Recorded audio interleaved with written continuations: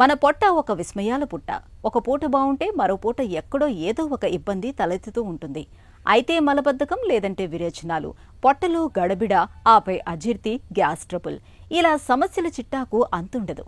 కొంతమందికి ఏం తిన్నా వంట పట్టకుండా ఉంటుంది, మరికొందరికి ఆకలి సరిగ్గా ఉండదు. పొట్టలో తలెత్తే ఇలాంటి సమస్యల గుట్టుమాట్లను తెలుసుకునేందుకు స్టూల్ పరీక్ష బాగా ఉపయోగపడుతుంది. మలం తీరుతెన్నులను పరిశీలించడం ద్వారా పొట్టలో అనారోగ్యాన్ని ఎలా అంచనా వేయొచ్చో ఇప్పుడు తెలుసుకుందాం.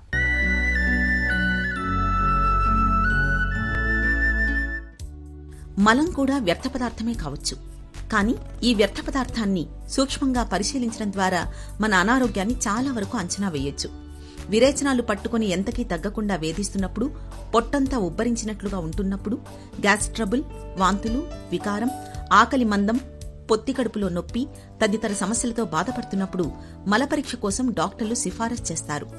మలపరీక్షలో ముఖ్యంగా మలం రంగు, స్థితి, పరిమాణం, వాసన, మ్యూకస్లతో పాటు మలంలో రక్తం ఉందా, కొవ్వులు, చక్కెరలు, బైల్, ఆహారపు తునకలు, మాంసాహారపు అవశేషాలు, తెల్ల రక్త కణాలు, ఇలా అన్నింటినీ పరిశీలిస్తారు.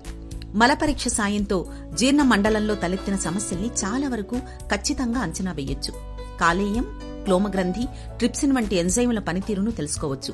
పొట్టలో నులిపురుగులు, రోటా వైరస్, పెద్ద పేగులో క్యాన్సర్ ఆనవాళ్లు కూడా మలపరీక్షలో బయటపడతాయి. సాధారణంగా మలం చూడ్డానికి గోధుమ రంగులో మెత్తగా ఉండి ఎలాంటి చీము కణాలు, రక్తం, మ్యూకస్ లేకుండా ఉంటుంది. పీహెచ్ పరిమాణం 7 నుంచి 7.5 మధ్య ఉంటుంది. షుగర్ శాతం 0.25, కొవ్వుల శాతం 2 నుంచి 7 గ్రాముల వరకు ఉంటాయి. ఈ లక్షణాలకు భిన్నంగా మలం కనిపిస్తే మన జీర్ణ వ్యవస్థలో ఏదో సమస్య తలెత్తినట్లుగా భావించాలి. మలంలో కొవ్వుల శాతం ఎక్కువగా ఉంటూ మాంసాహారపు పోగులు కనిపిస్తుంటే pancreatitis, coeliac disease, cystic fibrosis వంటి జబ్బులు ఉన్నట్లు అనుమానించాలి. మలం పీహెచ్ 7 కంటే తక్కువగా ఉండడం అనేది పోషకాహార లోపానికి సంకేతం. పీహెచ్ ఎక్కువగా ఉంటే పేగుపూత ఉన్నట్లుగా భావించాలి. యాంటీబయాటిక్స్ ఎక్కువగా వాడుతున్నప్పుడు, క్యాన్సర్ ఉన్నప్పుడు కూడా పీహెచ్ ఎక్కువగా ఉండే అవకాశం ఉంది. మలంలో తెల్ల రక్త కణాలు ఎక్కువగా ఉండడం, మలంలో రక్తం కనిపిస్తున్నప్పుడు అల్సరేటివ్ కొలైటిస్, పేగుల్లో వాపు ఉండే అవకాశం ఉంది.